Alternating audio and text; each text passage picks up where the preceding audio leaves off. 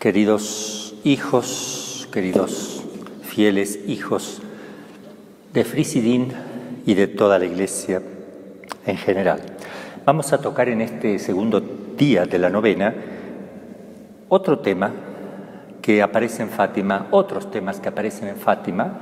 Habíamos visto la Trinidad y la Eucaristía, vamos a ver ahora las postrimerías. Aparece el tema de la muerte, el tema del cielo, del infierno y del purgatorio.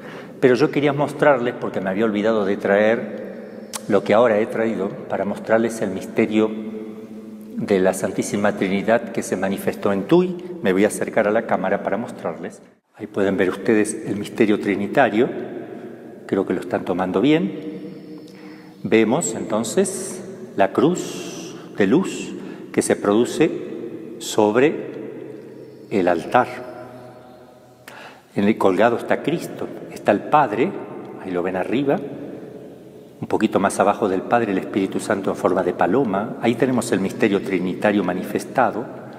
Tenemos a la Santísima Virgen, ahí la vemos más en concreto, que tiene el corazón, Santo Rosario y el corazón también, donde pide reparación, porque Cristo así se lo pide.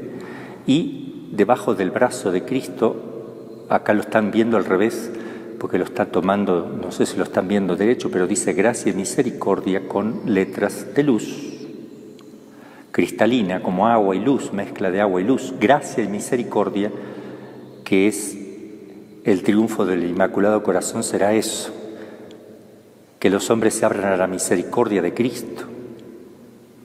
Y eso es vivir en gracia de Dios, confesarse con un sacerdote.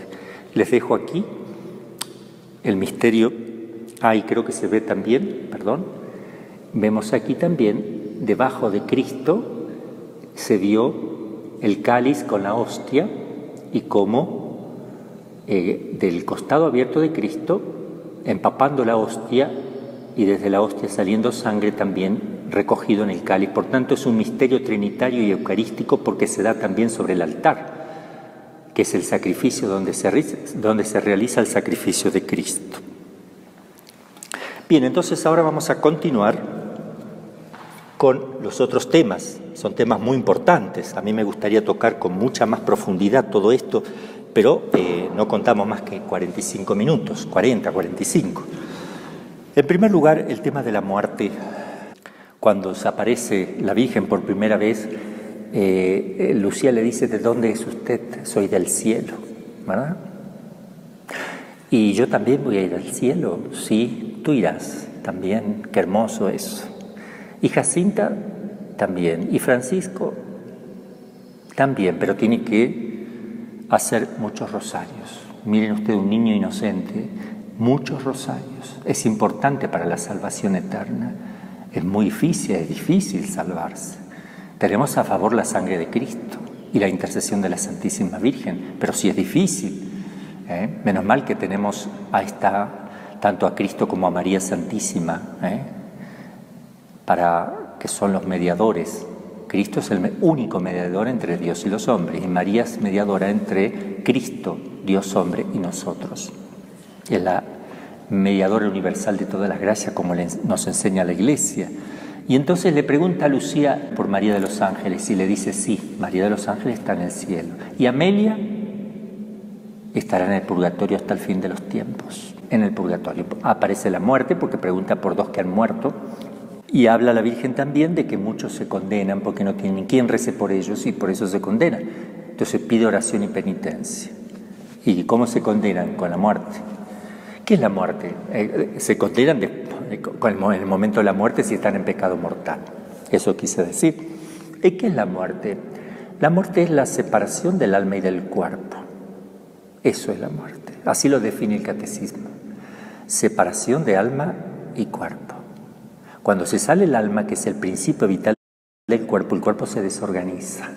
¿Qué quiere decir que se desorganiza? Se empieza a descomponer, porque no tiene lo que lo unifica, que es ese principio vital de naturaleza espiritual llamada alma en el ser humano, que no solamente le da vida al cuerpo, sino que tiene las potencias espirituales, capacidad para realizar acciones espirituales, como conocer y amar, lo que Dios puede hacer y también los ángeles, conocer y amar.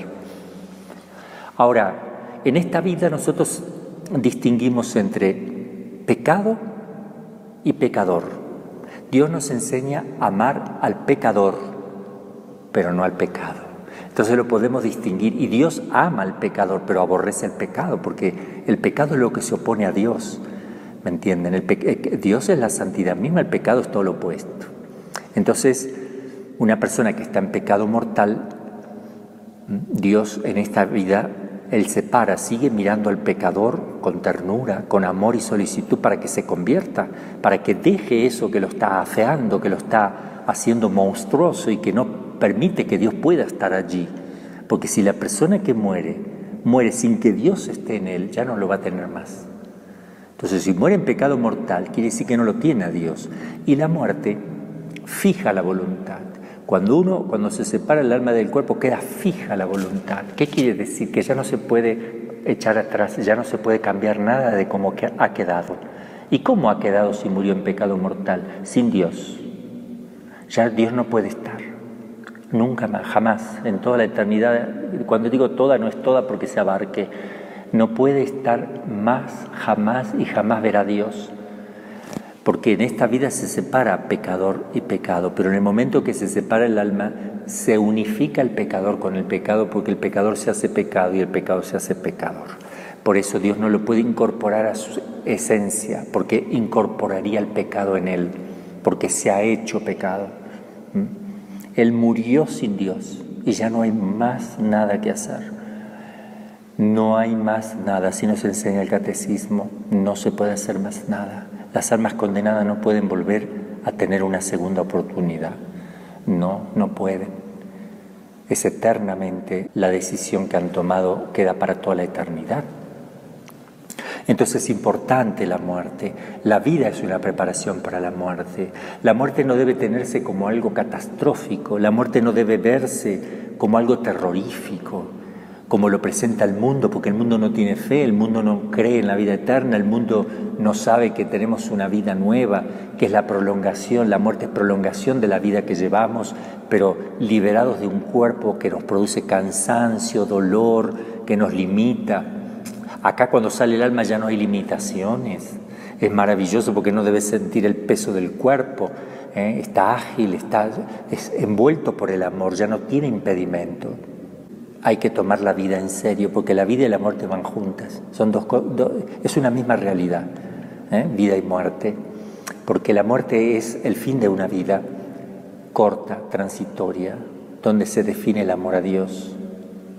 Y la muerte es el inicio de una nueva vida. Por tanto, son elementos que van unidos y son recíprocos en su forma de decir. La muerte es vida, y la vida que debemos llevar aquí de alguna manera es una muerte a nosotros mismos, a nuestros egoísmos, a muchas cosas para poder vivir. Por eso dice Santa Teresa, vivo sin vivir en mí y tan alta vida espero que muero porque no muero. Muero a muchas cosas de este mundo porque no quiero morir a la vida eterna. Entonces una de las verdades que se recuerdan aquí en Fátima es el tema de la muerte. Vamos a morir, tenemos un límite. La vida es un soplo y no hay que tenerle miedo a la muerte. Los pastorcitos Jacinta y Francisco murieron pronto, en 2 años, uno y casi 3 el otro. El Señor se los llevó para recompensarles, no porque los castigó, sino que es una compensación, le está recompensando una vida, es un premio. Los ha llevado al cielo, al lugar donde todos aspiramos. Y ese es el otro tema, el cielo también. Nosotros, si vamos a hacer un viaje a algún lugar en este mundo, queremos conocer cómo es ese lugar. Y cuanto más, ¿y qué hacemos? Vemos por internet, vemos fotos, vemos los lugares, leemos sobre ello, porque estamos esperando ese lugar, ese momento de hacer un viaje y conocer ese lugar. Cuanto más nosotros tendríamos que conocer cómo es el cielo, cómo es la vida eterna, qué va a ser de eso, qué nos espera, pero pareciera como que no tuviéramos fe porque no nos interesa demasiado, y ese es un problema, un serio problema. Vamos a ver un poquito el tema del cielo. Ella dice que viene del cielo y dice que María de las Nieves está en el cielo, y cuando la ven a la Santísima Virgen la ven envuelta en luz. Y esa luz los va a penetrar a ellos. La Virgen abre las manos y hace que esa luz que ella tiene los envuelva a los pastorcitos y quedan metidos en la luz y ellos se veían en Dios, metidos en Dios. Dice que se veían como espejos en Dios. No sé cómo será, solo ellos saben, no saben explicar otra cosa, pero fue una gracia enorme la que recibieron. Se vieron envueltos en Dios. Una luz que no hacía mal ni daño a los ojos, una luz que llevaba a la Santísima Virgen que es de otra naturaleza, es como la luz que vieron los apóstoles en el monte Tabor, esa transfiguración de una luz especial, es como la luz que vieron cuando se aparecía Cristo en el cenáculo, es distinta esa luminosidad a la luz que conocemos nosotros de este mundo. Dice el Salmo 36:9, en tu luz veremos nuestra luz. Y dice Cristo, yo soy la luz del mundo, Juan 8:12. Y Salmo 36:9, en tu luz veremos nuestra luz. Voy a leer la primera aparición que relata Sor Lucía en su libro, Las Memorias de Lucía, que ustedes lo deben conocer. Y si no, lo pueden bajar por internet, Las Memorias de Lucía en PDF, y ahí lo bajan y lo lean, que es un libro que les va a hacer muchísimo bien. Dice así el relato. 13 de mayo de 1917, primera de las apariciones. Estando jugando con Jacinta y Francisco encima de la pendiente de Cova de Iría, haciendo una pared alrededor de una mata, vimos de repente como un relámpago. Es mejor irnos para casa, dije a mis primos. Hay relámpagos, puede haber tormenta. Ellos vieron luz, vieron relámpago, pero no escucharon truenos, ni vieron nubes, ni pensaron puede haber tormenta, pero lo que vieron son los relámpagos. Vieron relámpagos de luz, reflejos de luz, y pensaron que eran relámpagos. Y comenzamos a descender la ladera, llevando las ovejas en dirección del camino. Al llegar un poco más o menos a la mitad de la ladera, muy cerca de una encina grande que allí había, vimos otro relámpago. Y dados algunos pasos más adelante, vimos sobre un carrasco una señora, vestida toda de blanco, más brillante que el sol, irradiando una luz más clara e intensa que un vaso de cristal lleno de agua cristalina, atravesado por los rayos del sol, más ardiente. Nos detuvimos sorprendidos por la aparición. Estábamos tan cerca que nos quedábamos dentro de la luz que la acercaba y que ella irradiaba, esa luz maravillosa. Dios es luz, Dios es luz.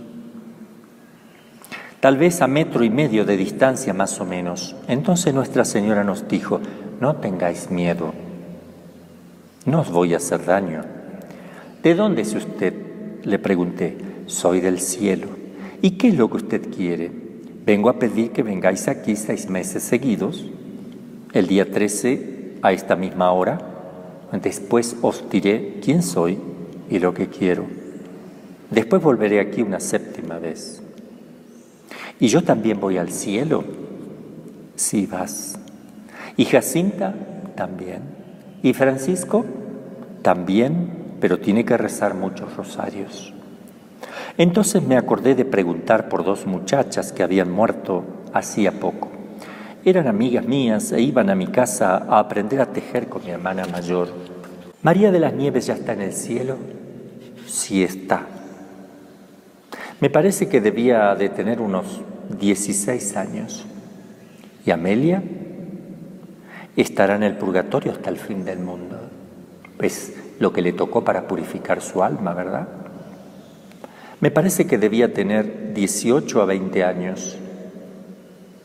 ¿Queréis ofreceros a Dios para soportar todos los sufrimientos que Él quisiera enviaros en este acto de desagravio por los pecadores con que es ofendido y de súplica por la conversión de los pecadores? Sí queremos. Tendréis pues mucho que sufrir. Observemos esto. Es importante el sufrimiento para un católico, para todo ser humano, pero el católico debe entender esto. tendréis mucho que sufrir. El sufrimiento no es un castigo, es un medio para santificarnos y purificarnos y reparar los corazones de Jesús y María. Pero la gracia de Dios será vuestra fortaleza. Perdón, el sufrimiento es un castigo propio por el pecado original, pero no es un castigo enviado por Dios, sino que Dios permite eso para nuestra santificación. Fue al pronunciar estas últimas palabras, la gracia de Dios estará con ustedes, cuando abrió por primera vez las manos comunicándonos una luz tan intensa, como un reflejo que de ella se irradiaba, que nos penetraba en el pecho y en lo más íntimo del alma, haciéndonos ver a nosotros mismos en Dios, que era esa luz, más claramente que nos vemos en el mejor de los espejos. Entonces, por un impulso íntimo también comunicado, caímos de rodillas, como Dios nos mueve a la adoración, y repetíamos íntimamente: oh Santísima Trinidad, yo os adoro, Dios mío, yo os amo. En el Santísimo Sacramento aparece de vuelta la Trinidad y el Santísimo Sacramento del altar. Las dos formas de habitar al hombre a través del sacramento de la Eucaristía y la inhabitación trinitaria. Pasados los primeros momentos, Nuestra Señora añadió: rezad el rosario todos los días para alcanzar la paz para el mundo y el fin de la guerra. Y enseguida comenzó a elevarse suavemente, subiendo en dirección al naciente, hasta desaparecer en la inmensidad de la lejanía. La luz que la rodeaba iba como abriendo camino en la bóveda de los astros, motivo por el cual alguna vez dijimos que habíamos visto abrirse el cielo. Los relámpagos no eran propiamente relámpagos, dice Lucía, sino el reflejo de una luz que se aproximaba, etc. El cielo, qué hermoso.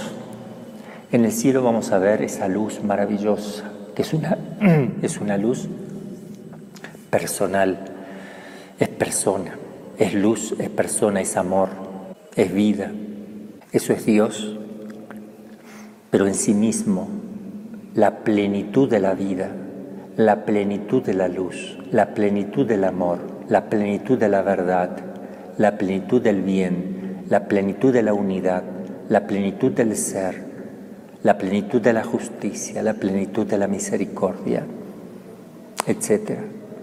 Vamos a poder contemplar ese ser que se va a manifestar, ese ser trinitario. Por un lado se manifestará el Padre, luego se manifestará el Hijo, luego el Espíritu Santo en el cielo, como personas separadas, pero también como uno en la esencia, en la divinidad también.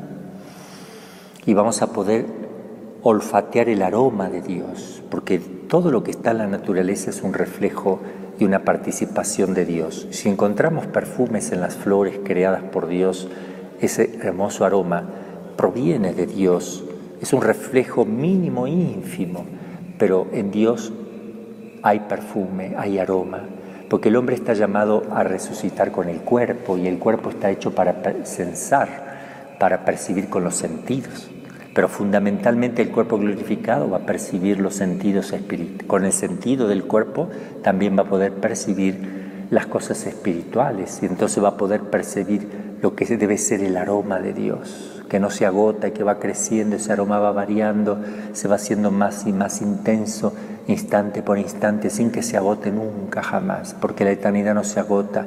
Y si no fuera creciendo eso, entonces no sería para nosotros causa de felicidad, porque el crecer, el ahondar, eso es propio del amor y de la felicidad del hombre. Entonces no se va a agotar, no se va a estancar el perfume, que ya no se puede sentir un perfume más rico, sino que va creciendo siempre. Dios es luz, vamos a ver los colores más hermosos, los paisajes, si quieren, así como en la tierra el paisaje, la belleza que van a ver los ojos, las cosas bellas, también en Dios, el colorido de Dios. También vamos a olfatear el aroma, ver el colorido, escuchar el sonido, la musicalidad de Dios, la musicalidad trinitaria de la Santísima Trinidad, el sonido que emite Dios en la eternidad, eternamente escuchando melodías que jamás se acabarán y que serán tan hermosas una de otra, que siempre van a ir en aumento, siempre creciendo, sin agotarse. También gustaremos con el sentido del gusto a Dios. Por eso dice el Salmo, gustad y ved qué bueno es el Señor. Gustad. Hay un simbolismo, pero que el cuerpo glorificado podrá percibir el gusto de las cosas de Dios. Y por último, el tacto, los sentidos con el cual el cuerpo glorificado, así como en la tierra podemos tocar un pétalo de rosa que es suave, o la seda, que produce una sensación muy agradable. Así también vamos a poder percibir con nuestro sentido el roce de las cosas espirituales, cómo Dios me abraza, cómo me envuelve, cómo me roza. También, de alguna manera, porque el cuerpo glorificado no es de esta materia, es una materia especial por el cual percibe el Espíritu y domina esta materia que nosotros conocemos aquí en este mundo, como yo ya lo he explicado hace poco en una de las pláticas, ¿no? Cuando hablé del cielo. Por eso ahora no voy a hablar del cielo propiamente, sino solamente recordando estas verdades. Otras de las verdades que se recuerdan aquí es el purgatorio. Y Amelia está en el cielo, le dice, estará en el purgatorio hasta el fin de los tiempos. ¿Cómo es el purgatorio? La Virgen nos enseña con una oración a pedir, oh Jesús mío, perdona nuestros pecados, líbranos del fuego del infierno. Llevad al cielo a todas las almas, especialmente las más necesitadas de tu misericordia, que son las del purgatorio, a rezar por ellas. El purgatorio es un lugar de purificación, por eso la palabra purgatorio. ¿Purificar qué? Lo que no hemos purificado en la tierra, porque faltó oración, faltó sacrificio, faltó entrega. Hay muchas cosas, el alma no está pura 100%, porque el amor no es el correcto. Entonces, a través de este sufrimiento vamos a purificar nuestras faltas, a pagar lo que le corresponde pagar antes de entrar a la visión de Dios. Y las almas que están en el purgatorio, ellas por un lado desean estar en el purgatorio porque se ven indignas de abrazar a Dios como están. Ellas ven su fealdad todavía que falta para que haya belleza. Están de acuerdo. Pero por otro lado es tremendo el purgatorio porque por eso conviene que en este mundo hagamos oración y penitencia para no pasar por el purgatorio. Eso le va a glorificar más a Dios que no pasemos por el purgatorio. ¿Por qué? Porque se va a cumplir todo el plan de Dios en nosotros, todo lo que Dios tenía pensado para nosotros se va a dar y lo va a glorificar mucho más si pasamos directamente al cielo, porque en la tierra hemos cumplido lo que Dios nos ha pedido. En cambio, en el purgatorio es una segunda oportunidad de poder cumplir y purificarnos de nuestros pecados. En el purgatorio hay fe, esperanza y caridad. Hay fe porque todavía no se tiene la evidencia de Dios. La caridad se sigue teniendo porque nunca se va a perder, ni siquiera en el cielo. Y la esperanza también se sigue teniendo porque están esperando poseer a Dios, que todavía no lo tienen completamente. Pero en el purgatorio hay amor. Están en el amor. Ellas están en gracia. Viven del amor. El amor es todo para ellas. Dios es todo para ellas. Viven enamoradísimas de Dios. Y Dios las ama muchísimo. Dice Santa Faustina que la Santísima Virgen, lo dice en su diario, visitaba las almas del purgatorio, visita las almas. Y dice que las almas del purgatorio le llaman estrellas del mar a ella. Y viene a traer alivio. Cuando ella se aparece, le trae alivio a las almas. Así como la Virgen se aparece en la tierra para ayudarnos a los hombres, allí en el purgatorio se aparece, no para ayudarlos en la fe, porque ya no pueden crecer en la fe, ni pueden crecer en el amor ni en la esperanza, ya no se crece con los méritos ni con el sufrimiento que se tiene, pero los alivia, es un alivio. Desde el purgatorio, en el purgatorio no se pelean las almas, hay mucho amor entre ellos, muchísimo amor, pero hay un gran sufrimiento, algunos más, otros menos, de acuerdo, y los tiempos son distintos. En los tiempos de purificación hay que rezar mucho por esas almas del purgatorio. La Iglesia nos enseña en el catecismo, hay que rezar por ellos. Y ellos pueden rezar por nosotros, claro que pueden rezar. Así como yo puedo rezar por ellos, ellas pueden rezar por nosotros. Pero ellas no tienen mérito cuando rezan por nosotros, pero rezan por nosotros por el amor. Y por eso podemos pedirle a las almas del purgatorio que también recen por nosotros, porque ellas están inmersas en el amor, ellas oran a Dios, ellas están en comunión con Dios. Oran incesantemente y sufren. Entonces podemos pedirle que recen por nosotros y nosotros rezamos también por ellas. Repito, todo lo que ellas hacen por nosotros no tiene mérito, porque ya el tiempo del mérito termina con la separación del alma y del cuerpo. En el purgatorio hay distintos grados de purificación, de acuerdo a la cantidad de pecados que se fueron cometiendo y que no fueron reparados.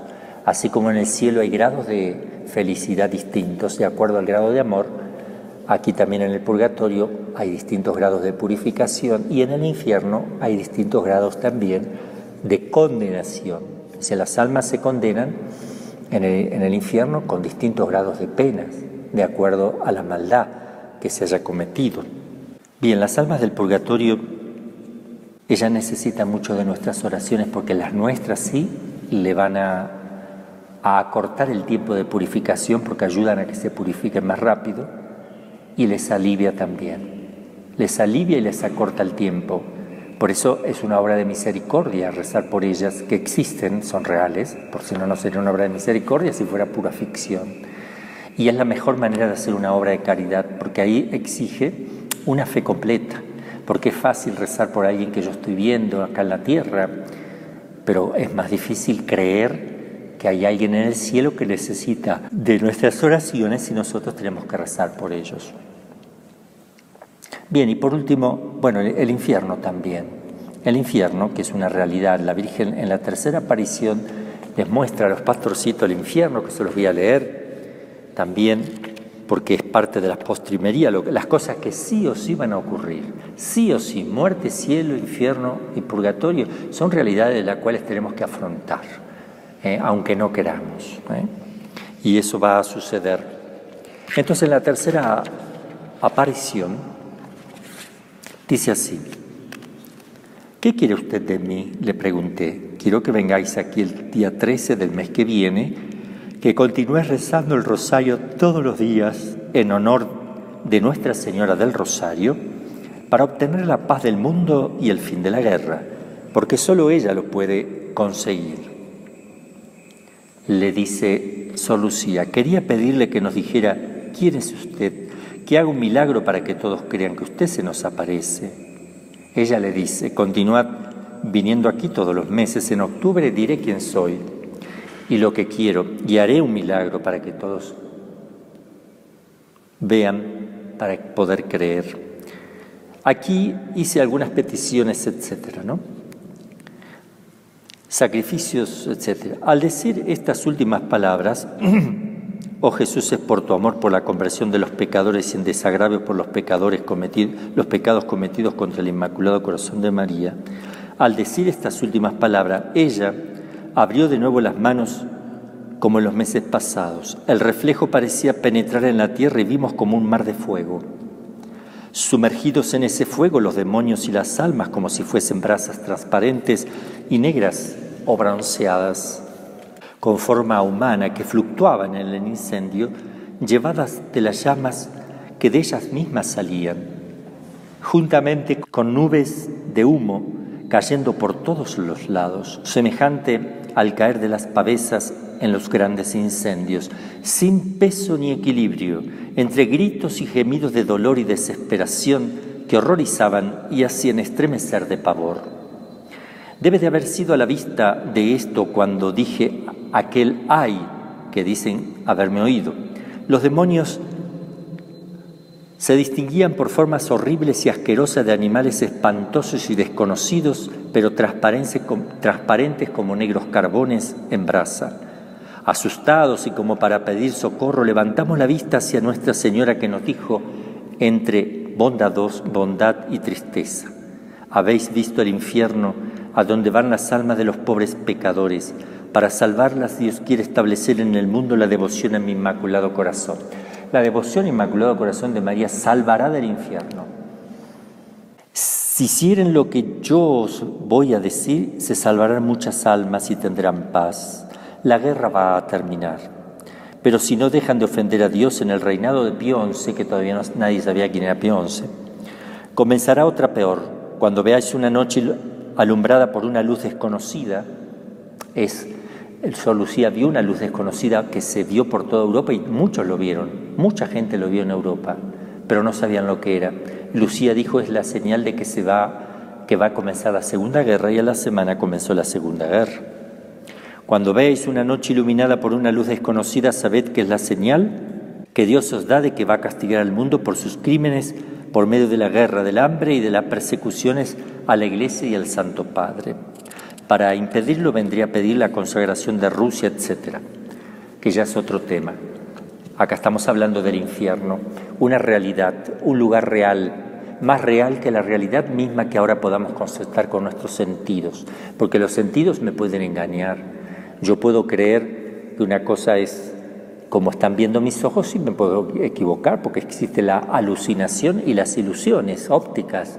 Podemos equivocarnos en el juicio que hacemos de lo que perciben nuestros sentidos, pero del otro lado no nos podemos equivocar y es todo patente y evidente. También se habla de la segunda venida de Cristo. Cristo va a venir. Cristo es el sol que nace de lo alto, y ven el milagro del sol que se viene bajando hacia las personas. Cristo es el sol que baja, que viene hacia ellos y luego va y se coloca. Y vemos que viene porque la Virgen lo señala. Ella prepara el camino del Señor. Ella es la que está preparando la segunda venida de Cristo. Y en esa venida nos recuerda que nosotros tenemos que poner el corazón y la mente y todo nuestro ser en las realidades del cielo. Aspirad a las cosas de arriba, no a las de la tierra, dice San Pablo en Colosenses 3:12. Aspirad a las cosas del cielo, no a las de la tierra. Porque el hombre terrenal vive de la tierra y el hombre espiritual vive del espíritu, va a decir San Pablo. Y en la primera de Juan, la carta de San Juan, primera, capítulo 2, versículo del 15 al 17, dice así: Hijitos, no améis al mundo, ni lo que hay en el mundo. Si alguno ama al mundo, no está en él la caridad del Padre. Si uno ama al mundo, no está en él la caridad del Padre. Porque todo lo que hay en el mundo, concupiscencia de la carne, concupiscencia de los ojos y orgullo de la vida, no viene del Padre, sino que procede del mundo, y el mundo pasa, y también sus concupiscencias, pero el que hace la voluntad de Dios permanece para siempre. Lo dice San Juan, no seamos del mundo. Cuando Dios castiga, porque así figura las Escrituras y siempre lo ha hecho, el castigo de Dios siempre es correctivo, es el castigo de un Padre amoroso que corrige a sus hijos, y corrige para que nuestro corazón vaya hacia Dios y no se quede pegado a la tierra. Estamos en un momento difícil en la historia. Siempre el cristianismo dio testimonio de fe auténtica, siempre el cristianismo se caracterizó por ser signo de contradicción en el mundo, porque así Cristo lo pidió y lo enseñó, y los principios cristianos son eso, es una contradicción del espíritu del mundo. Siempre nos van a tener como anticuados, como personas que molestan en la sociedad porque les reprocha la conciencia aquellos que viven mal. Pero no tengamos miedo. Cristo ha vencido al mundo, dice, yo he vencido al mundo, no le tengan miedo al mundo, ni al demonio ni a la carne, confíen en mí. Y luchen, hay que luchar, el laico tiene que luchar, el laico tiene que tener la fuerza de Cristo, el sacerdote, el obispo y el laico también, tiene que hacer su presencia en la iglesia, su parte en la iglesia. Los sacerdotes y obispos no pueden reemplazar lo que los laicos hacen, y los laicos tienen que tener iniciativa también. Los laicos no son robots. Los laicos no son plantas, ellos tienen un pensamiento, un corazón, ellos son iglesia viva, tienen que proponer, tienen que impulsar, tienen que sugerir, tienen que participar en la iglesia de los problemas, tienen que ser escuchados también. A veces se habla muchísimo de la iglesia del abuso de poder de los sacerdotes y obispos, hay que tener mucho cuidado. Entonces hay que aprender a darle una participación a los laicos en la parte que le corresponde a ellos también. No hay que pedir permiso para todas las cosas en la iglesia, porque ya está estipulado eso en el código. Hay cosas que sí que hay que pedirle permiso al obispo, otras que no. Los mártires no iban a pedirle permiso al obispo para morir mártires, sería ridículo, ¿verdad? O para hacer el bien, no hay que pedir permiso para hacer el bien. Sí, para si uno se va a meter en jurisdicciones ajenas, etcétera, todo eso sí. Si uno va a realizar una acción pastoral dentro de una jurisdicción de un obispo, tiene que hablar con el obispo y pedir permiso al obispo, porque la pastoral la está dirigiendo el obispo, y puede contraponerse con lo que está haciendo el obispo. Pero todos tienen derecho de hacer el bien y nadie puede impedir a un laico hacer el bien y evitar el mal, porque eso es de ley natural. Hacer el bien y evitar el mal, nadie lo puede privar. Y de hacer apostolado, nadie puede impedir de que yo pueda hacer apostolado, porque la iglesia es misionera por esencia. Todo laico hace apostolado de palabra, de obra, predica también, con su vida, pero también de palabra. Enseña las escrituras, lo que la iglesia interpreta y cómo lo interpreta la iglesia. Pero los laicos son parte de la iglesia, lo enseñamos bien en el Concilio Vaticano II, la misión del laico. Y también las encíclicas que han sacado los papas nos enseñan a ubicarnos con respecto a eso. Bueno, entonces tenemos que aspirar a las cosas del cielo. Dice la carta a los Romanos, capítulo 8, versículo del 18 al 25, algo muy lindo que debemos recordar. Carta a los Romanos, Romanos 8, del 18 al 25, dice así: tengo por cierto que los padecimientos del tiempo presente no son nada en comparación con la gloria que ha de manifestarse en nosotros, porque la expectación ansiosa de la creación está esperando la manifestación de los hijos de Dios, pues las criaturas están sujetas a la vanidad, no de grado, sino por razón de quien las sujeta, con la esperanza de que también ellas serán liberadas de la servidumbre de la corrupción para participar en la libertad de la gloria de los hijos de Dios. Pues sabemos que la creación entera hasta ahora gime y siente dolores de parto. Y no solo ella, sino también nosotros, que tenemos las primicias del Espíritu, gemimos dentro de nosotros mismos, suspirando por la adopción, por la redención de nuestro cuerpo. Qué lindo lo de San Pablo. Aspiremos a las cosas de arriba, tengamos un corazón que aspira a las cosas de Dios, amar a Dios con todo el corazón, con toda el alma, con todo el espíritu. Y también por ahí circulan hoy día cosas un poco extrañas, dicen, más importante que ir a misa es asistir a los pobres, a los necesitados. O sea, esa es una dialéctica, es una cosa que no hay que hacer en la Iglesia Católica. Claro que hay que asistir a los necesitados hoy día y no encerrarse en las casas. Sí encerrarse en tu casa si no tienes nada que hacer, pero hay que salir a buscar pobres, ayudar a la gente con nuestra palabra, con nuestro ejemplo, con dinero, con comida. Hay gente muy necesitada que necesitan del auxilio de los hombres. No podemos encerrarnos como si fuéramos ardillas o meternos debajo de la tierra como armadillos. No podemos ocultarnos así, eso no se puede hacer. La iglesia está en salida, la iglesia es misionera, la iglesia tiene que salir a buscar a las almas. Ya repito, no hay que salir sin necesidad extrema, pero si uno ve que hay un pobre que está necesitado extremadamente, tiene que salir a asistirlo. Como también un sacerdote que se entera que hay personas que están muriendo de cualquier enfermedad que sean, incluido el coronavirus, y necesita un sacerdote, tiene que ir. Porque es más importante un sacerdote que un médico, que un policía, que el Ministerio de Salud.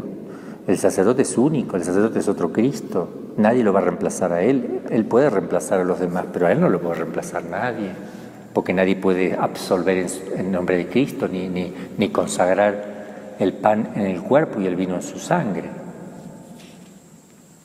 Entonces no hay que hacer esa dialéctica. El sacrificio de la misa es todo el infinito amor del Verbo encarnado y el amor humano de Cristo también, ofrecido al Padre en sacrificio, es el Cordero que se inmola. No podemos subestimar semejante misterio para decir que no es lo más importante. Sí es lo más importante, es el punto de partida. Si nos quedamos solo con ellos es el problema, pero es el punto de partida que me lleva al amor al prójimo. Cuando yo veo lo que hizo Cristo por mí en la cruz, cuando veo lo que hace por amor a su Padre y por cada uno de nosotros, que es despedazado en la cruz, yo me muevo a dar una respuesta de amor hacia Dios Padre, hacia Cristo y hacia los demás.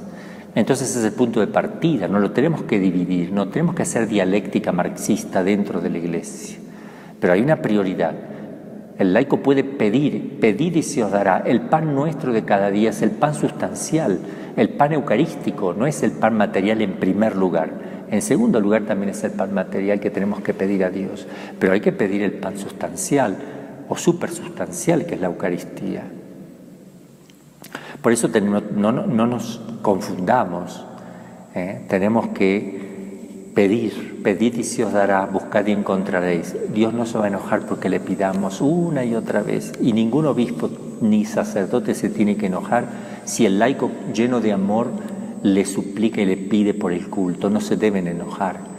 Dios no se enoja cuando le pedimos. Si no se puede dar, se dirá que no se puede y se obedecerá a las autoridades legítimas como corresponde. Pero esto es algo natural. Si no pidiéramos, si los laicos se quedaran sentados en sus casas, encerrados en el closet, sin pedir las riquezas insondables, inconmensurables que Dios ha dado a la Iglesia, sin pedir esos tesoros de misericordia, de auxilios divinos, entonces podríamos pensar que la Iglesia está muerta y que los laicos están muertos, que no es una Iglesia viva, que solamente existen obispos y sacerdotes, pero no existe el laicado. Eso no es así, no, de ninguna manera. El laico tiene que estar vivo, no tiene que estar castrado, no tiene que ser minusválido en la fe, tiene que estar fortalecido. Tenemos que dar la vida por Cristo, la vida por la Iglesia, la vida por nuestros hermanos, la vida por los obispos, por los sacerdotes. Tenemos que entregarnos con toda la fuerza de nuestro corazón. Cuando uno habla con el obispo, no está desobedeciendo. Eso lo enseña el Concilio Vaticano II cuando lo aplica a las congregaciones religiosas, los religiosos con respecto a su superior. Enseña que la obediencia incluye cierto diálogo, donde la persona puede decirle al superior: mire, no, yo veo que esto sería más conveniente, ¿no le parece a usted? Y si el superior insiste que no, que sí, está bien lo que le propone, pero que se haga como él dice, se hará como él dice. Pero el hecho de proponer, el hecho de decir es obligatorio, no solamente es un derecho que uno tiene, sino que es obligatorio en algunos momentos de decir las cosas. Eso se aplica a la vida religiosa, donde se hace voto de obediencia, con mucho más razón en la vida de la Iglesia en general. Entonces no es malo que el laico insista, que se sienta inquieto. Eso es un laicado, eso es poder en la Iglesia. Ese es el Espíritu Santo que está actuando en el corazón de los hombres. Así como salieron los apóstoles, ¿verdad?, llenos de ardor, así como Esteban, que predicaba movido por el Espíritu Santo. No hay que pedir permiso para morir mártir ni para hacer el bien, por favor. Eso hace mucho daño en la Iglesia. Eso castra, eso bloquea las iniciativas legítimas de todo laico a misionar y a tener estratégicas evangélicas. Eso lo aniquila el laicado en la Iglesia. Porque si nosotros le hubiéramos dado más fuerza y la fuerza que debería tener el laico en la Iglesia, el aborto hubiera sido desarraigado. Pero a veces le ponemos freno a los laicos. No, no. Y ese no hay que tener cuidado, no sea que estemos apagando el fuego del Espíritu Santo, y que estemos enseñándole mal a nuestros laicos. Porque ¿por qué no se ha vencido el mal en el mundo? ¿Por qué no se ha desarraigado? ¿Por qué no hemos hecho manifestaciones? Lío. ¿Por qué no hemos hecho lío? Como dice el Papa Francisco, hagan lío, le dijo a los jóvenes en Brasil, hay que hacer lío. ¿Qué significa eso en lenguaje argentino? Se los puedo decir yo, que soy argentino, y también lo entiende el Papa así. ¿Qué significa hacer lío? ¿Salir a romper vidrieras? ¿Salir a prender fuego los carros? No, eso no significa hacer lío. Eso es pecado. Hacer lío está dentro del contexto de la santidad. Es aquel que no se queda quieto, aquel que se siente invadido por el Espíritu Santo por hacer algo por la iglesia. El celo de tu casa me devora, me consume. El celo de tu casa me consume. El ardor por el culto, las cosas de Dios. Cristo agarró un látigo, los echó, volteó las mesas de los mercaderes, volaron las monedas, voló todo para todos lados. Sí es importante darle lugar a los laicos, el lugar que les corresponde, y también a los sacerdotes. Cuando los sacerdotes tienen inquietudes, que hay que escucharles, pueden expresarse los sacerdotes, pueden pedir a los obispos, y los obispos pueden pedir al Papa, claro que pueden pedir cosas, pedir y sugerir, porque eso es prudencia, eso es sabiduría en la iglesia siempre se manejó así, hay consejos, hay personas que aconsejan, hay personas que hablan, porque eso es amor a la iglesia. No hay amor más grande que dar la vida por los amigos, pero también hay una obra de misericordia que es enseñar al que no sabe. Y todos estamos sometidos a no saber. El Papa, los obispos, los cardenales, los laicos, los sacerdotes. Hay cosas a veces que no nos recordamos, hay cosas que debemos aprender también. Entonces un laicado firme y fuerte es aquel que sabe dar la vida por Cristo, aquel que sabe que debe defender a sus pastores. No solamente los pastores tienen que defender a las ovejas, también las ovejas defienden a sus pastores, de palabra y de obra. Y amarlos, rezar por ellos. Hay que amar a los obispos, sucesores de los apóstoles, hay que amar al Papa, rezar mucho. Nosotros rezamos todos los días por el Papa, muchísimo, hacemos penitencia para que Dios lo fortalezca, para que tenga sabiduría, para que no se deje atrapar por el mundo, que también a él lo tienta el mundo, por favor. Ay, que no digan eso del Papa, que el mundo lo tienta, pero que claro. Y el mundo hace mella en él, y también se mete en él el mundo, se mete en su corazón y en sus sentimientos. Tal vez menos que todos nosotros, pero también se mete. Por eso hay que luchar, hay que rezar, hay que estar quitando de nosotros las tentaciones del mundo, del demonio y de la carne. También está debilitado por la carne, debe tener tentaciones egoístas, de repliegue sobre sí mismo, de comodidad, de confort. Tiene que levantarse todos los días, tiene que hacer sus oraciones y decir, bueno, vamos adelante otra vez. No tenemos que tener la figura del Papa como si fuera un ángel. Conocemos bien a Pedro y la necesidad que tenía Pedro que recen por él, siempre, y así con todos los papas, sea cual sea, hasta los canonizados necesitan todo eso, necesitaban eso. Por favor, tenemos que entender nuestra condición sobre la tierra. Los sacerdotes necesitamos que la gente rece por nosotros, que nos ayuden para combatir contra el mundo, el demonio y la carne que se nos mete, nos hace mella, tenemos que pedir perdón, nos confesamos. Todos, así somos iglesias en este mundo, así es la iglesia en este mundo. No se va a pecar más en el otro, ni en el purgatorio ni en el cielo se pecan más. Pero acá en la tierra sí, todos estamos sometidos al pecado y a la posibilidad incluso de pecar mortalmente. Entonces hay que tener mucho cuidado, no solo venialmente, sino hasta mortalmente. Entonces, si se equivoca mi obispo, trataré de ayudarle diciéndole lo que a mí me parece. Si el Papa se equivoca, le dirán los que están arriba, mire santidad, me parece que esto no está bien, no conviene acá, conviene allá. Eso se da. Yo también le puedo pedir al Papa que no se equivoque, y le puedo exigir que no se equivoque, y le puedo pedir que rece más para que no se equivoque, y no hay ningún problema. Es importante conocer la realidad de las cosas, porque si cambiamos la naturaleza de las cosas no sabemos ni para qué estamos metidos en la iglesia. La iglesia es militante, milicia, lucha, milicia la vida del hombre sobre la tierra, dice el libro de Job. Es militante, no vegetante, de vegetar. A ver, lo que me digan hago. ¿Me paro? Sí, me paro. ¿Me siento? Sí, me siento. Porque eso es abuso de poder, y aparte el que lo pide es una persona que está cortando toda posibilidad de aportar algo en la iglesia. Está entregando los mismos talentos que Dios le dio y no los está haciendo producir. Bien, vamos a dejar aquí con estos temas de las postrimerías que aparecen en Fátima, toda esta visión sobrenatural, no apegarse al mundo, aspirar a las cosas de arriba, muerte, purgatorio, cielo, infierno, segunda venida de Cristo. Está por venir, así lo dice Jesús de la Divina Misericordia. Se lo dijo a Santa Faustina: tú prepararás como secretaria mía la venida, la segunda venida. Y estamos en momentos difíciles, estamos en los últimos tiempos. No quiere decir que va a venir Jesús, ni sabemos cuándo, que va a venir ahora, perdón, porque sí va a venir, sabemos que va a venir, pero no sabemos cuándo.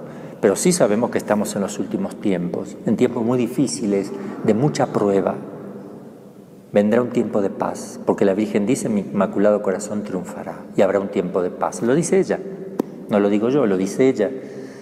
Un tiempo de paz. En ese tiempo de paz esperemos que podamos glorificar a Dios como Iglesia, que podamos preparar el corazón de la Iglesia, el corazón nuestro, para el encuentro con Cristo que viene.